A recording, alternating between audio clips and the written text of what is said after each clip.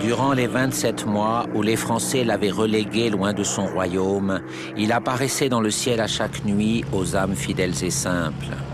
Mais cette fois, c'est pour de bon, et les Marocains se sont déplacés de partout, en multitude, pour accueillir leur roi Mohamed V, qui vient de récupérer ses droits et dont le retour annonce l'indépendance prochaine. Sa famille, qu'il avait suivie en exil, l'accompagne, et notamment son fils Moulay Hassan, qui est devenu, à travers les épreuves, son plus proche conseiller.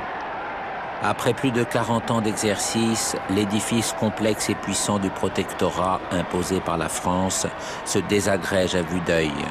Même si le résident général, encore responsable des forces de sécurité, a veillé à contrôler discrètement d'éventuels débordements. Cependant, la plus grande sûreté est celle que procure le calme du roi et la joie des retrouvailles. N'a-t-il pas dit à ses enfants en arrivant « Désormais, je ne veux plus entendre le moindre mot de rancune ou de revanche. » Obtenu par le jeu des rivalités coloniales, arraché par la conquête qui se prolongera jusqu'aux années 30, pavé de sang et de romanesque, le protectorat est l'œuvre de Lyautey, aventurier militaire et artiste singulier d'une épopée personnelle. Lyautey, c'est un homme qui, en arrivant au Maroc, a compris qu'il y a là un État, même un faible, mais un État, et qui, je crois sincèrement, a voulu sauvegarder le Makhzen et a voulu appliquer le traité de protectorat dans la lettre et dans l'esprit. C'est sûr. C'était un homme, incontestablement, qui a compris que l'intérêt de la France était de préparer le Maroc à l'indépendance. C'était le rôle de la France. Il a voulu l'appliquer. La preuve, c'est que les ultras en France ont tout fait pour le faire partir.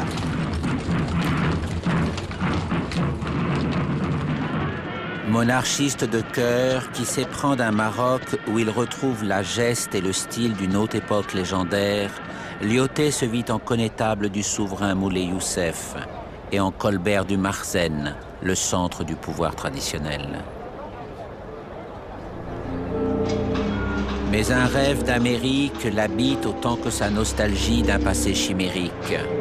Bâtisseur inspiré, il jette le Maroc dans le fracas du progrès occidental, édifie des villes nouvelles, creuse les fondations d'une économie moderne. Ici, vous me dessinerez la Canebière. Là, vous réserverez la propriété des phosphates à l'État chérifien. Méprisant sans barguigner les profiteurs qui s'engouffrent à sa suite, moqueur à l'égard des rumeurs courant sur ses mœurs, mais curieusement aveugle aux ravages encore insoupçonnés du viol colonial. La République française berce sa bonne conscience en l'honorant comme un héros, mais elle s'en méfie comme d'un visionnaire gagné à la cause de ceux qu'il pense protéger. Nous vivions dans une ambiance religieuse. Il y avait toutes les croyances religieuses qui jouaient et qui faisaient que rien n'est éternel et que seul Dieu est éternel et que tout mouvement humain a une fin. L'islam ne pouvait pas être vaincu. Peut-être que dans 15 ans, 20 ans, ce protectorat ne restera pas. C'était ainsi qu'était l'ambiance dans les milieux intellectuels musulmans de l'époque. Élevé à la dignité de maréchal, Lyautey est cependant âprement critiqué lors de l'insurrection des montagnes du Rif dans le nord dévolu aux Espagnols. L'émir Abdelkrim, habile propagandiste autant que redoutable meneur d'hommes, y a proclamé une manière de république qui a écrasé l'armée de Madrid, défie le sultan et menace de déborder à tout moment sur la zone contrôlée par la France. Lyautey, fidèle à ses méthodes de pacification progressive, préconise la négociation avec l'adversaire. Et bien qu'il fût parvenu à contenir Abdelkrim, la République le lâche et envoie Pétain pour le seconder. C'est un piège. Le Le vainqueur de Verdun, soutenu par Paris, et le dictateur espagnol Primo de Rivera lancent des renforts considérables à l'assaut du Rif. Les insurgés ploient sous les bombes incendiaires et le gaz moutarde. Abdelkrim a permis aux Marocains, à cette époque-là, de croire que la colonisation n'était qu'une étape, une parenthèse dans la vie du pays. Il y a 3 grands vaincus dans la guerre du Rif. Abdelkrim, déporté à La Réunion, d'où il finira par s'évader pour s'exiler au Caire. Lyautey, qui se retire dans ses terres en Lorraine et l'exaltation de sa légende.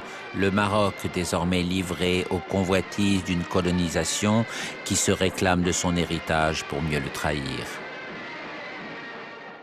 La tentation de la République de considérer l'Afrique du Nord comme un bloc favorise les projets d'administration directe. Et même s'ils affectent de respecter les formes avec le sultan, les résidents généraux pratiquent une mainmise à l'algérienne. À la mort de Moulay Youssef, on impose comme successeur le plus jeune de ses fils, Sidi Mohamed. Cendrillon adolescent du palais, à qui personne n'avait prêté attention, et dont le résident général Steg dira « c'est une page blanche sur laquelle la France pourrait écrire tout ce qu'elle veut ». Le genre de prédiction satisfaite dont l'histoire enseigne souvent qu'elles se révèlent inexactes. Mohamed V était un musulman, un dévot, mais un musulman humaniste, très ouvert. Mais c'était un musulman. Et c'était un homme d'une très haute moralité et d'une éthique très élevée. 3 ans après son avènement, la résidence générale impose au jeune sultan la proclamation d'une loi qui menace gravement l'unité du Maroc et renforce le pouvoir des Français, le Daïr berbère. Ce coup de force cingle le sentiment patriotique en plein essor. Le Daïr berbère de 1930, c'était notre premier combat. Il fallait absolument combattre ce Daïr qui était un Daïr qui tendait à exclure de la nation marocaine donc tous les berbères du Maroc et les soumettre au droit coutumier beaucoup plus qu'au droit musulman. C'est à Fès où notables et lettrés n'ont jamais oublié une série de répressions sanglantes que l'agitation s'organise et prend de l'ampleur. La ville de Fès est le siège de la Qarawiyyin, l'université séculaire du Maroc. Et tout est sorti de la Qarawiyyin. Les premiers nationalistes étaient issus de la Qarawiyyin. C'est vers la Qarawiyyin qu'on affluait dans les temps difficiles. Et c'est autour d'Alal El-Fassi que le comité d'action marocain rassemble désormais de jeunes patriotes qui maîtrisent l'éducation française et la culture traditionnelle. Alors lui, c'était le visionnaire. Mais il a montré par la suite qu'il avait une vie extraordinaire. Il faisait des cours de théologie, des cours de... Tout ça mêlé un peu à la politique et à la situation générale du Maroc. Et puis, d'une fidélité, surtout à la monarchie. En 1934, le sultan est accueilli à Fès au cri de « Vive le roi », nuance sémantique dont le sens n'échappe pas aux agents de la résidence. Le sultan est une créature des Français, le roi une promesse d'État libre et moderne. L'enthousiasme de la foule entraîne une réaction brutale. On ramène Sidi Mohamed d'urgence dans sa cage dorée de Rabat. C'est là où l'idée était venue de créer la fête du trône. La résidence ne voulait pas en parler. À ce moment-là, la résidence, les Français, essayaient par tous les moyens de séparer le roi de la population, surtout des nationalistes.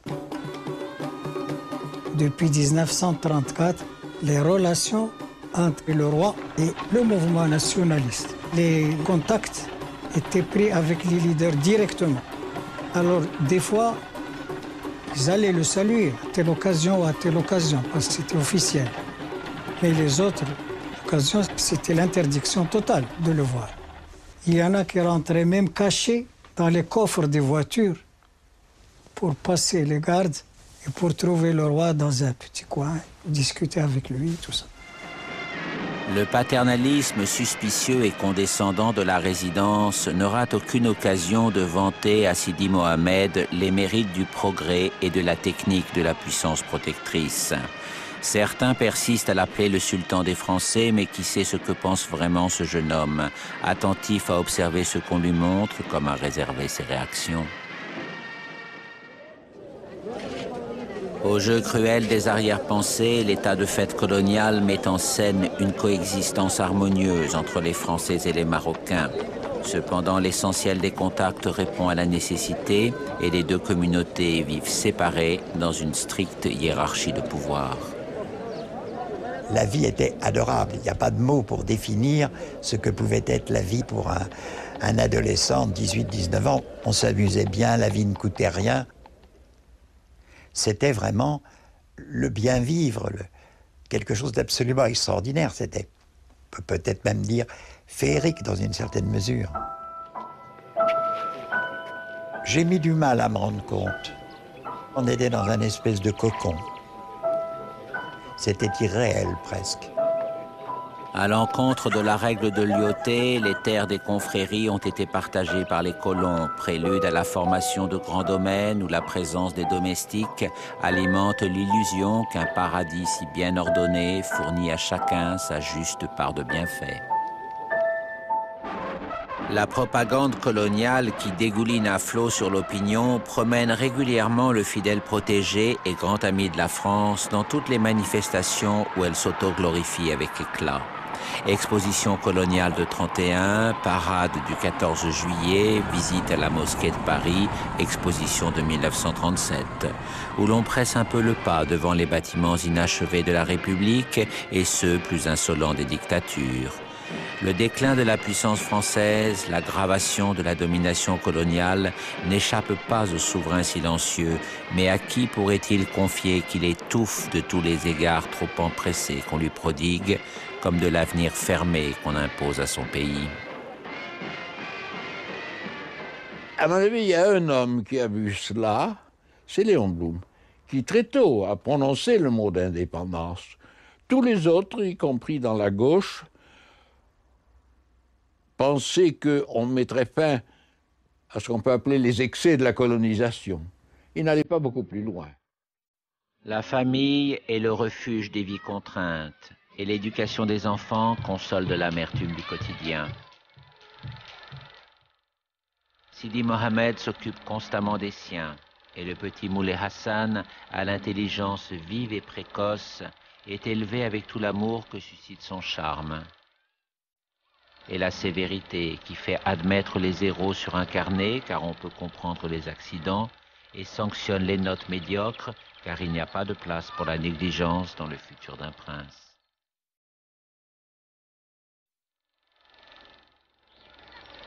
Entre les gouvernantes alsaciennes qui dragonnent gentiment la marmaille et le jeune père tellement affectueux, la vie des enfants est heureuse et chacun est à sa place.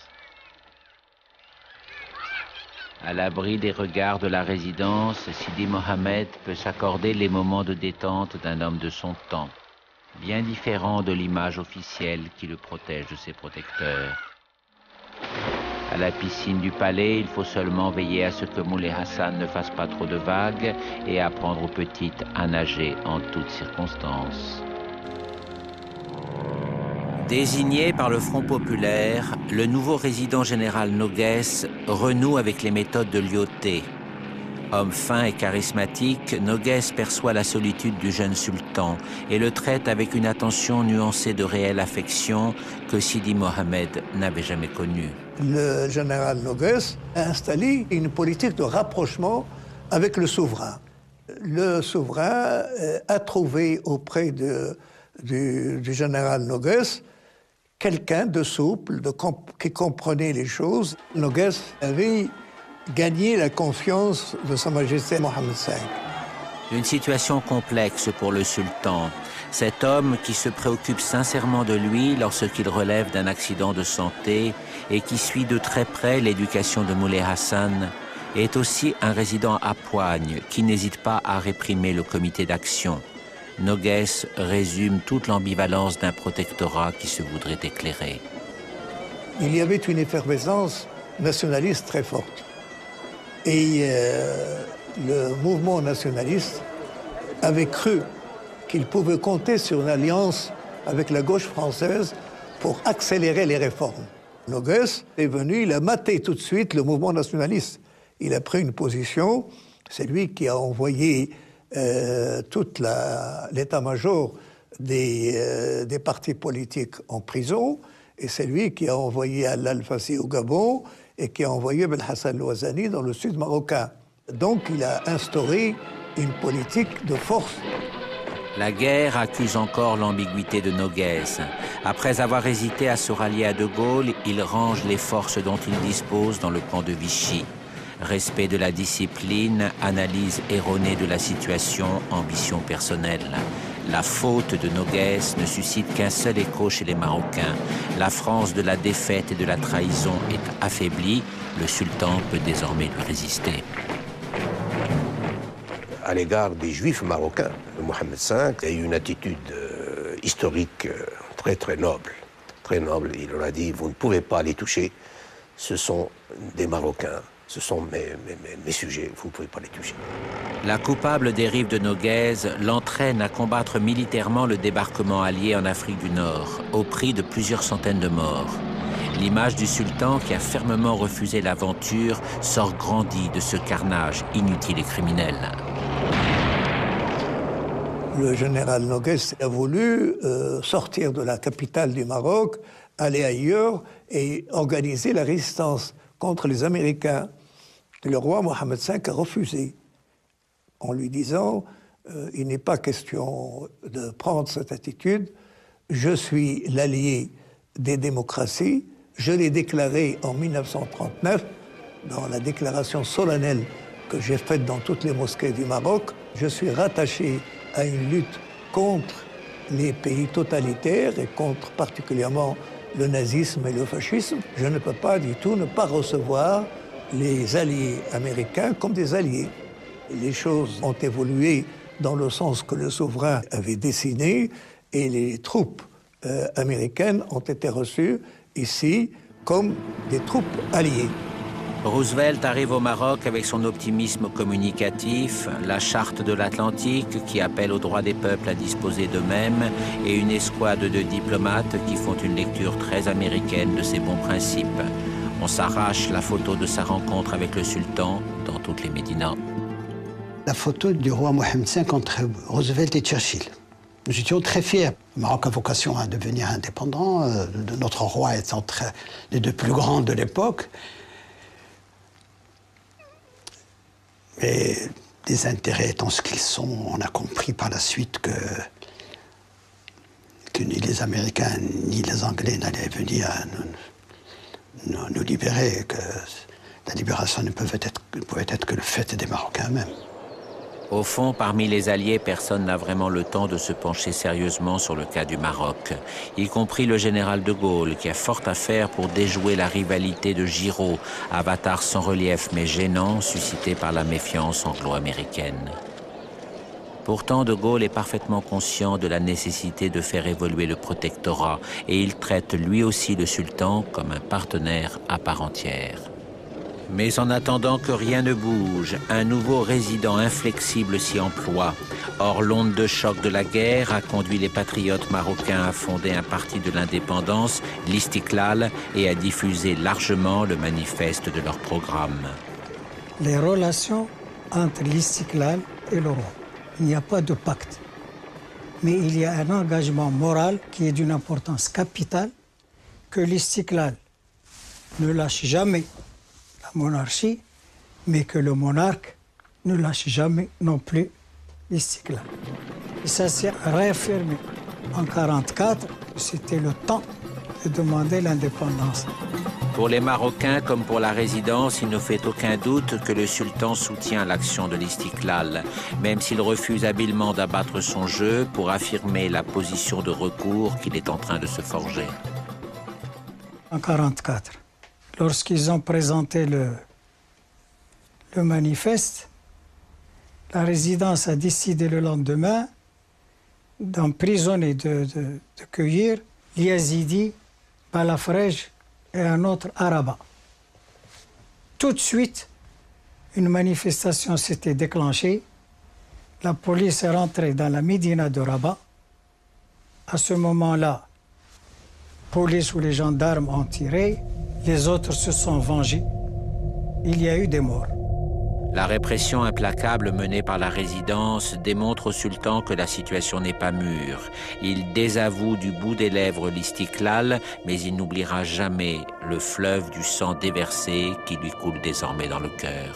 L'armée française a exécuté à Rabat, enfin dans le champ de tir de Témara, un certain nombre de jeunes qui avaient manifesté pour cette indépendance.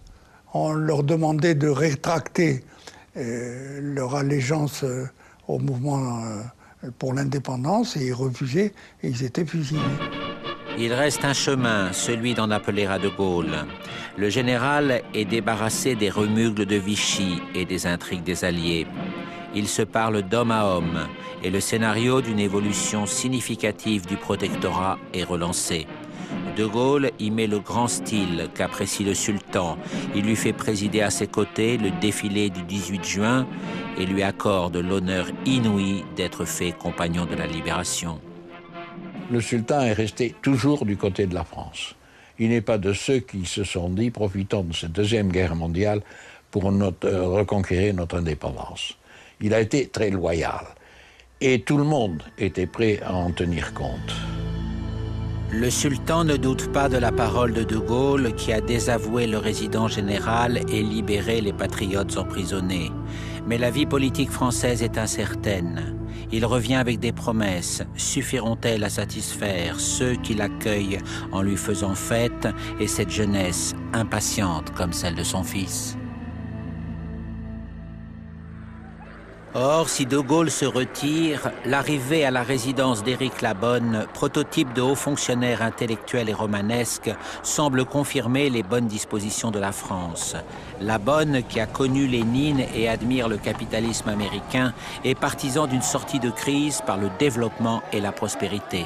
Labonne, sa limite était qu'il voyait l'histoire sous forme économique. Il pensait qu'au Maroc, on pouvait faire une sorte d'école de cette démonstration entre un pays libre plus riche vis-à-vis d'un pays devenu libre, plus pauvre, et jouer la carte le contrat entre deux pays libres, un plus riche et un plus pauvre. Cependant, la résidence est devenue une lourde bureaucratie rétive à toute initiative. Elle fourmille d'agents qui ont partie liée aux coloniaux et distillent les principes les plus rétrogrades. Parmi eux, le chef de la police de Casablanca, maître d'un calendrier où les résidents passent tandis que les flics demeurent, mine en permanence les instructions de Labonne.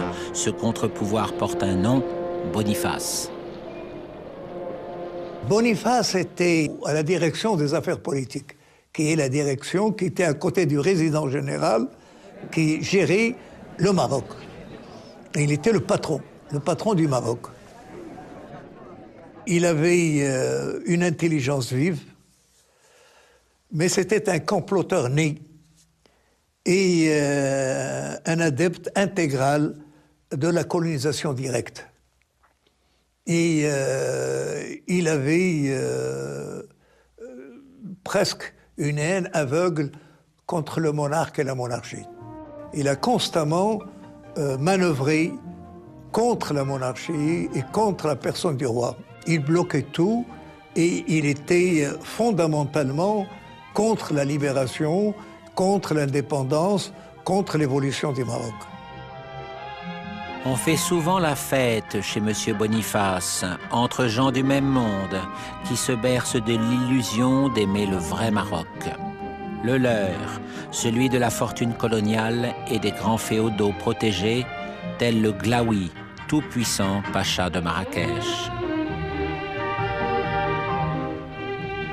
Entre petits fours et pas de danse, une campagne de calomnies abjectes contre le sultan s'élève depuis les élégantes réceptions du chef de la police jusqu'à Paris, où il y a bien assez de monde pour la colporter. Pour le sultan, sali et insulté, c'est une blessure de plus que lui inflige cette France qui prétend noblement le protéger. Solidaire du sultan, Éric Labonne lui a accordé volontiers de se rendre avec ses enfants à Tanger, ville internationale au-delà de la zone espagnole, pour qu'il y réaffirme l'unité du Maroc. Mais une rixe ourdie par Boniface, dans le quartier réservé de Casablanca, a dérapé en incident sanglant, envenimant encore plus les menées calomnieuses.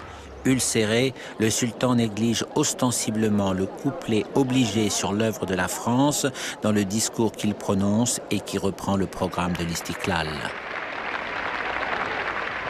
C'était presque l'appel du 18 juin. Nous avons été tous jeunes Marocains, peuple marocain, société marocaine. Nous avons tous été d'abord frappés par le courage politique du souverain, par sa vision absolument remarquable du contexte international, par l'affirmation « le Maroc veut son indépendance », le Maroc est un pays arabe et musulman, le Maroc appartient à la Ligue arabe. Le choc ébranle tout l'édifice du protectorat. Après 20 ans d'un règne prisonnier, le sultan scelle définitivement son alliance avec le peuple dont il est désormais le roi incontesté. Mais en retour, ce même choc abat aussi Labonne, accusé par le parti colonial de s'être fait naïvement duper par le souverain. Le sultan a été poussé par un entourage de jeunes gens patriotes qui disaient bon, ça suffit comme ça. Certains pouvaient penser même qu'elle était allée trop loin pour se débarrasser de Labonne, qui était un trop bon Français. Le discours de Tanger ouvrait une période critique. Et la France y a répondu en disant ah, vous voulez une période critique? Eh bien, on vous envoie un gros bâton. Et ils vont voir ce qu'ils vont subir. Le gros bâton, c'est Juin, pas encore maréchal et forte personnalité militaire comme les aiment les socialistes de la 4e. Très informé des affaires d'Afrique du Nord, mais les jugeant à l'aune de ses origines pieds-noirs. Juin pense Alger quand il arrive à Rabat et Contagion sur sa terre natale lorsqu'il considère l'Istiklal et le sultan. Ce sont deux emmitouflés qui se font face, l'un dans son burnous, la mine maussade derrière ses lunettes noires, l'autre dans sa méfiance, galonné de manière brusque. Juin est venu avec un programme de réformes fallacieuses, le sultan refuse de les promulguer, c'est l'impasse. C'est le général Juin qui a raffermi la politique de menacer le roi. Il a demandé que le roi condamne l'Istiklal et les dirigeants de l'Istiklal comme agents de l'extérieur, comme communistes, parce que la Grande Guerre froide avait commencé. Il voulait l'une des deux alternatives. Ou bien supprimer l'Istiklal et l'anéantir, et donc laisser Mohammed Ben Youssef tout seul, ou bien, s'il ne se résout pas, briser le sultan et l'exiler. La farandole des voyages inutiles à Paris a repris. Le sultan n'est pas dupe de ces sempiternels honneurs qui visent à l'endormir, mais lui permettent de mesurer à quel point l'opinion française se refuse à la fin du protectorat. On est en pleine guerre froide. Juin, qui ne le lâche pas d'une semelle, voudrait lui arracher l'interdiction du Parti communiste. C'est encore un non, sans appel. Les divergences qu'il a eues avec le général Juin, Mohamed V s'est refusé à interdire le Parti communiste marocain. C'était, comme il disait, ses fils comme les autres, quoi. Juin saisit alors la carte que lui tendent Boniface et ses séides, celle du Glaoui, le pacha de Marrakech, qui nourrit à l'égard du sultan une animosité aussi ancienne que l'histoire de la lutte des féodaux contre le Marsène. Après l'échec du voyage du roi en France, le Glaoui est entré chez le roi en lui disant « Tu dois choisir entre moi et le parti de l'Istiklal ». Actuellement, c'est le parti de l'Istiklal qui te dicte ce que tu dois faire, alors que c'est moi et mes amis, c'est-à-dire tous les féodaux, qui traditionnellement sont tes appuis. Le roi l'a chassé. La crise a commencé à éclater dès décembre 50. Bombardé, seul véritable ami de la France, le Glaoui rassemble une coalition de caïds qui se met en marche avec ses tribus vers le palais de Rabat. Il est vrai que Juin est un spécialiste de la déposition des monarques depuis le sort qu'il a infligé au bey de Tunis en 1943. C'est M. Boniface qui a échafaudé cette politique. Ils ont trouvé en le Glaoui un partenaire parfait. Un Glaoui ne comprenait pas la démarche des mouvements nationalistes. Il ne se rendait pas compte que le monde changeait. Il ne se rendait pas compte qu'il y avait un mouvement de libération partout dans le monde et que le Maroc était un des premiers à avoir adhéré à ce mouvement.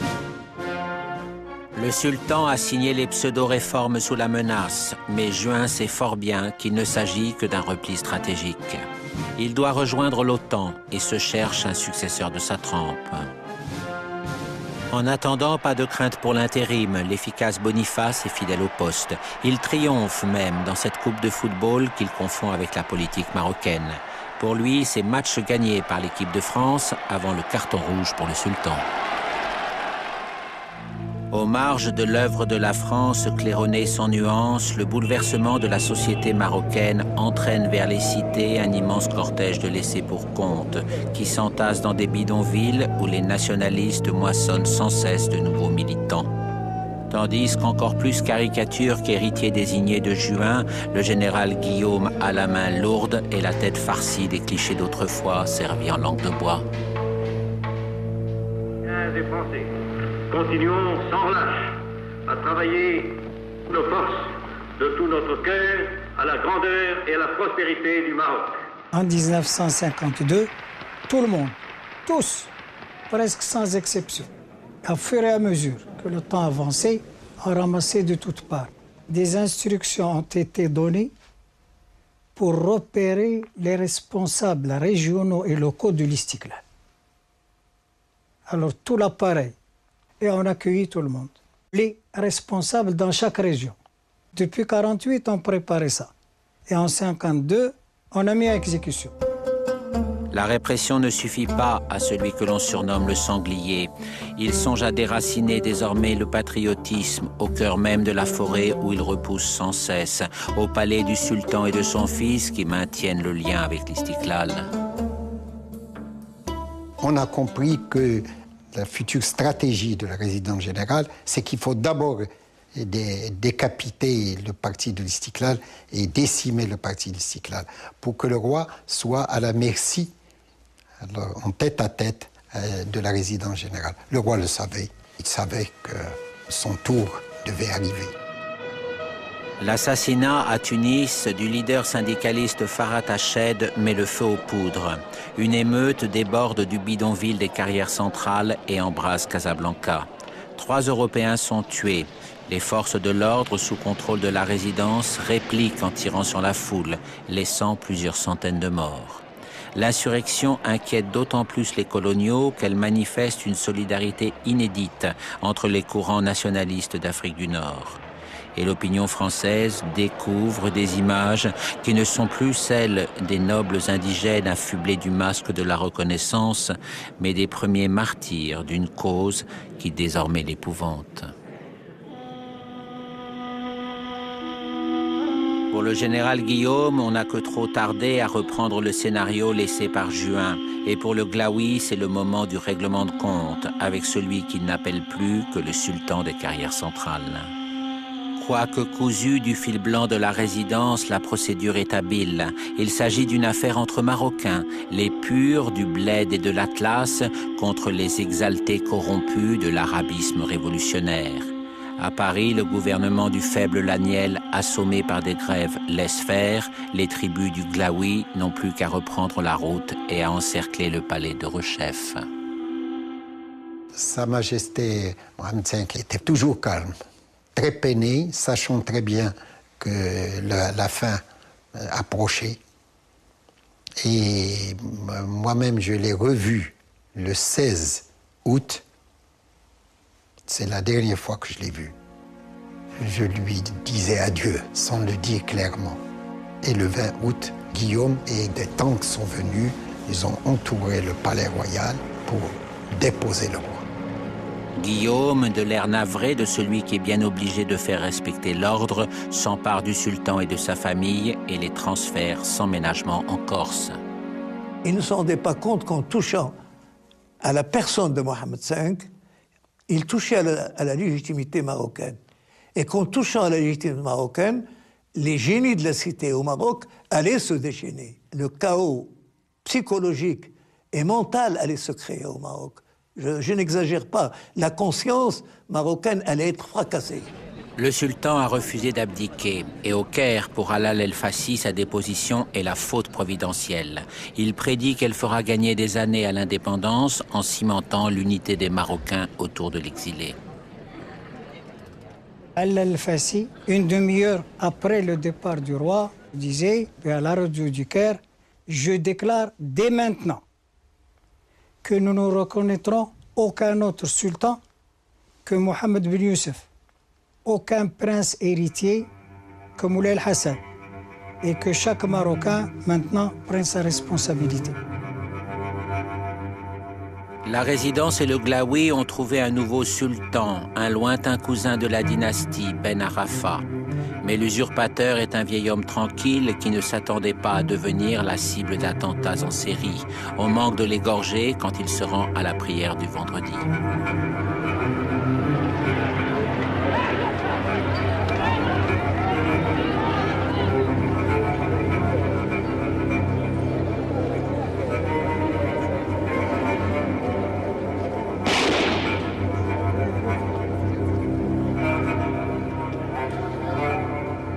Peu après, une rafale de mitraillettes le rate de peu. Ben Arafa découvre les servitudes du métier de souverain fantoche. Il ne sortira plus de son palais, ombre docile signant les documents que lui présente la résidence, qui s'illusionne naïvement d'avoir à sa main le sultan idéal. Cependant, au dehors du palais, la situation est de moins en moins sûre. Un attentat au marché central de Casablanca décime acheteurs et commerçants européens. Un fossé de sang sépare désormais les communautés. Et parmi les modestes expatriés qui n'ont plus d'attache en métropole, le mouvement Présence française réclame toujours plus de répression à un Guillaume débordé, tandis que certains éléments glissent dans le contre-terrorisme aveugle. Informé par Jean Védrine, François Mauriac alerte alors l'opinion française. Mon père, François Mauriac, a mis dans la balance son prix Nobel et il a courageusement pris le parti de l'indépendance du Maroc,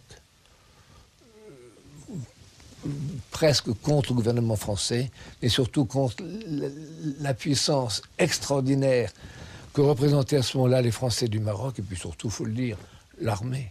C'était des gens comme le général Guillaume, qui disait des Marocains, je vais leur faire manger du foin.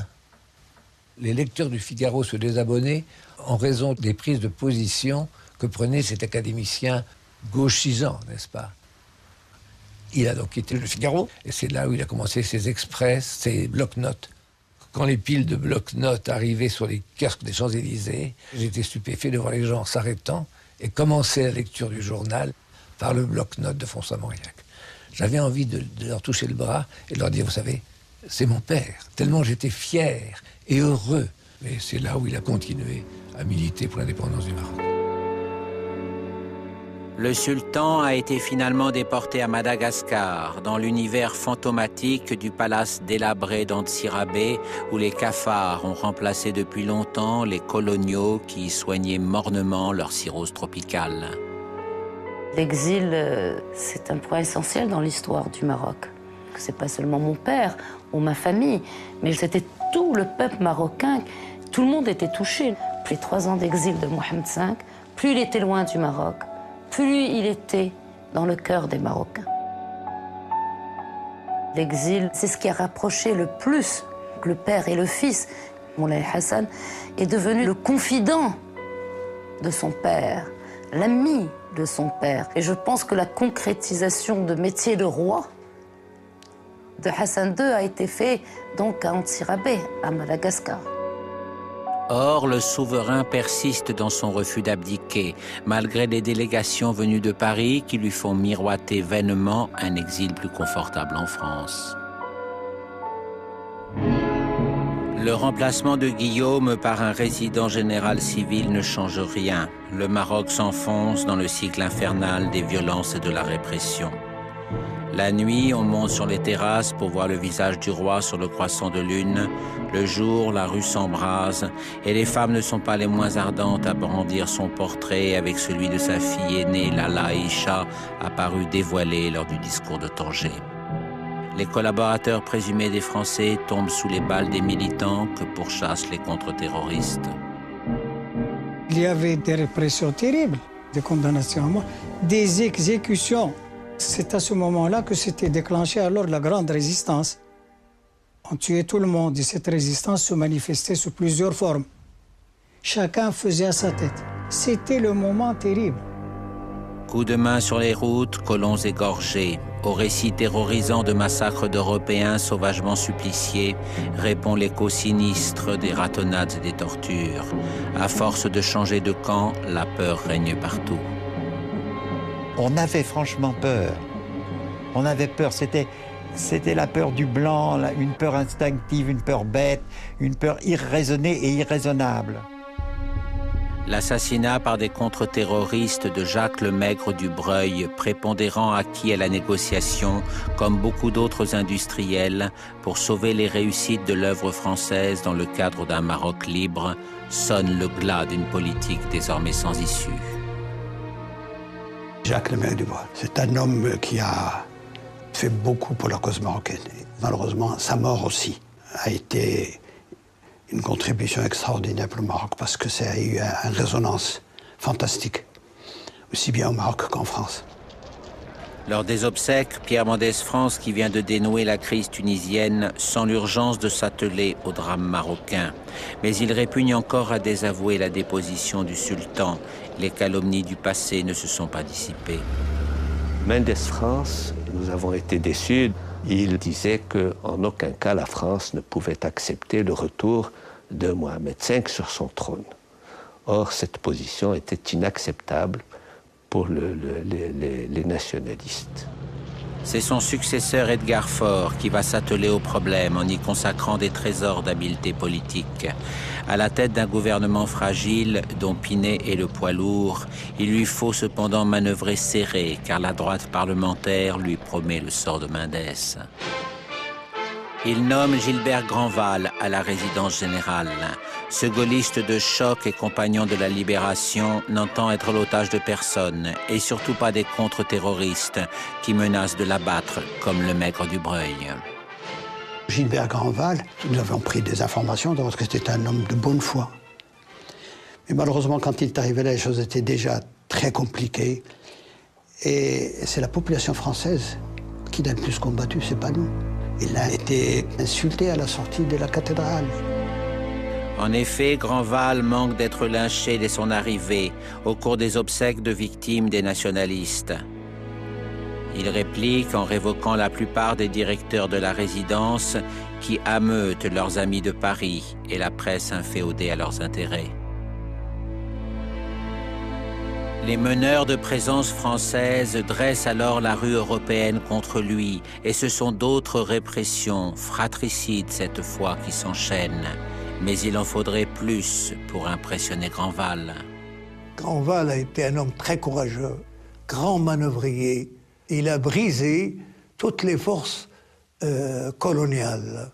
Il les a disloquées et il a préparé le terrain à la solution. À Meknès, l'armée le piège en tirant sur la foule marocaine qui l'avait accueilli en criant « Vive le roi ». Edgar Faure l'adjure de tenir bon, mais il a lui-même fort à faire pour défendre un résident attaqué de toutes parts. Août 1955, le Maroc était à feu. Les Français n'osaient plus approcher des villes dites indigènes et inversement, les Marocains, on leur interdisait d'aller chez les Européens. Et aux frontières de l'Algérie, en pleine insurrection, une armée de libération s'est constituée. Elle trouve également refuge et cache d'armes dans la zone espagnole, où les affidés de Franco jettent de l'huile sur le feu. Grandval a un plan, obtenir le départ d'Arafat et ramener le sultan exilé en France. L'habileté d'Edgar Faure lui dicte de lâcher d'abord un Grandval carbonisé pour l'appliquer en douceur. À Aix-les-Bains, paisible cité thermale, où Pinet passe tranquillement ses vacances, Edgar Faure invite une pléiade de notables marocains pour d'aimables entretiens qui n'engagent à rien. Mais si, je vous l'assure. Le Glaoui, bien évidemment, et puis le grand vizir centenaire, qui a servi le sultan exilé.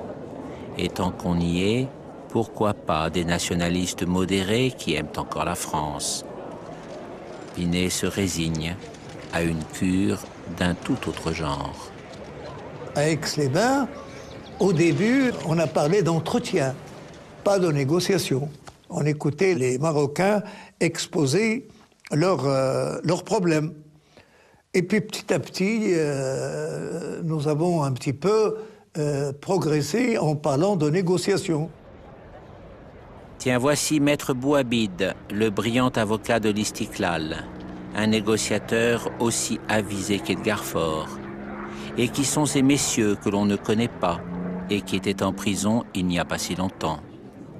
Décidément, le président du Conseil a l'art de se faire des relations dans tous les milieux.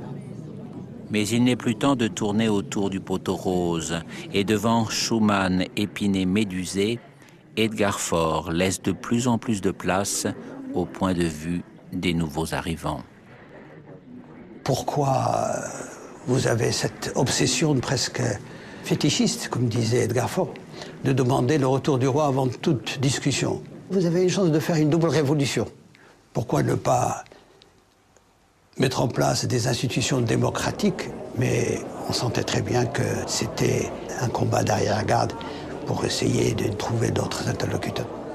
Nous leur disions, personne d'autre au Maroc ne pouvait se permettre d'engager des négociations avec la France si ce n'était pas sous l'égide de Mohamed V.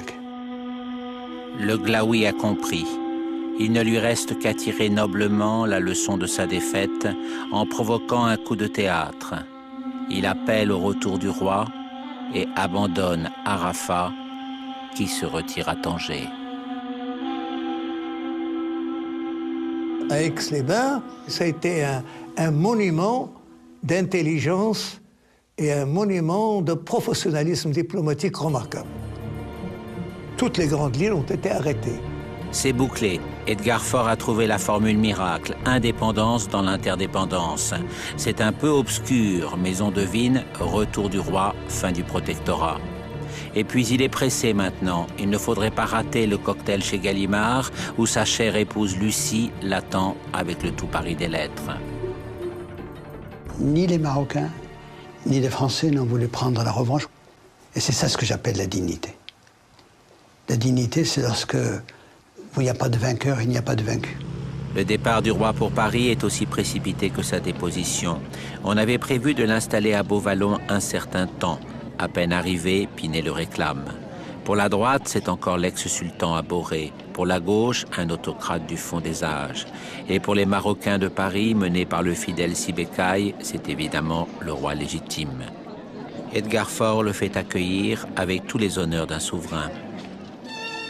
Il reçoit les témoignages d'amitié de la vraie France qu'il a toujours aimée, celle des gouvernantes alsaciennes et des femmes du monde aux grandes manières, celle des politiques qui lui parlent avec respect, et de tous ceux qui se sont épris sincèrement du Maroc et se sont dévoués pour lui.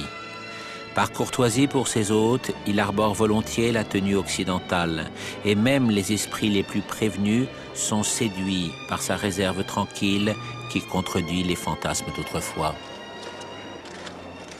Il était très calme, d'un courage exceptionnel, et il avait confiance en lui. Il était sûr de ce qu'il faisait, et des résultats qui allaient en découler. Les conversations progressent rapidement. Le jeune Moulay Hassan y donne toute sa mesure.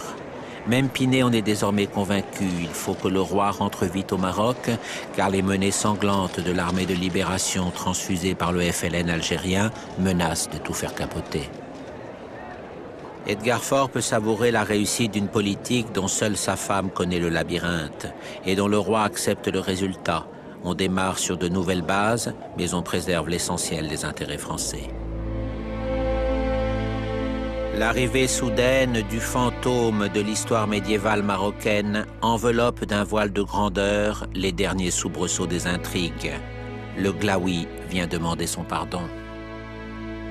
Dans le système féodal, lorsque un grand chef sent qu'il faut se soumettre au monarque, il faut que le chef prenne soin de ne pas abandonner sa famille ou ses enfants. Et il ne peut les confier qu'au monarque. Alors il se baisse.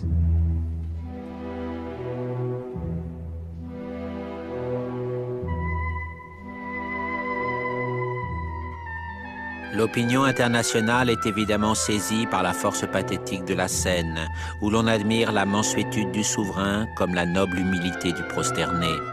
Mais les esprits moins romanesques y voient aussi le symbole de la défaite définitive d'une politique rétrograde.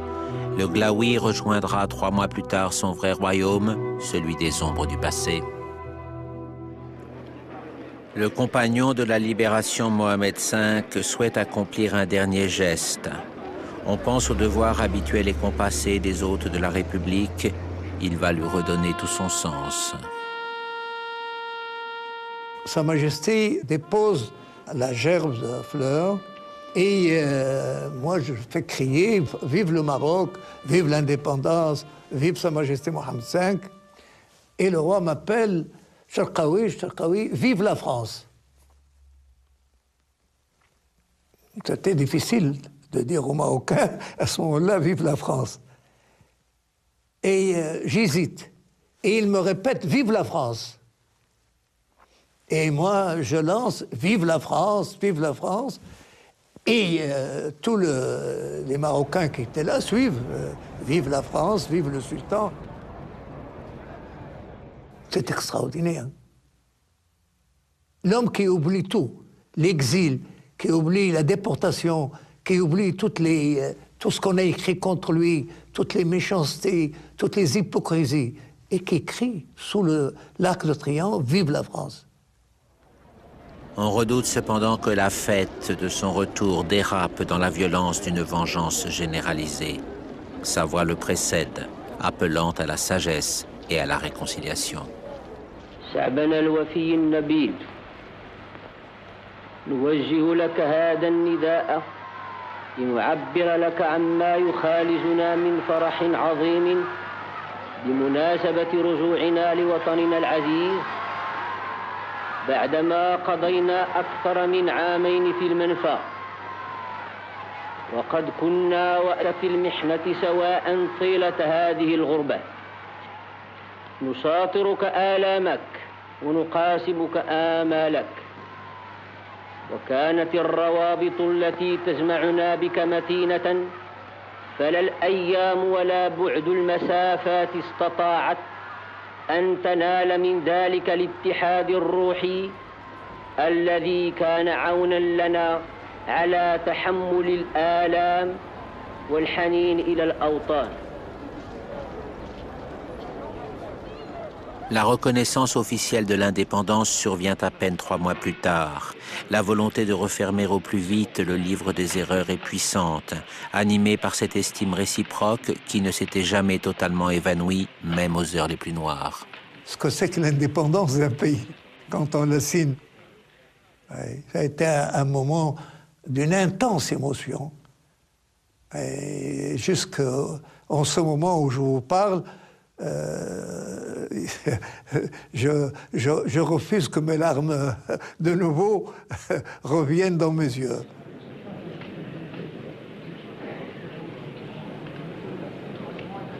On était perdus, on ne savait pas, est-ce que c'est vrai? Est-ce que c'est vrai? Est-ce que nous sommes indépendants?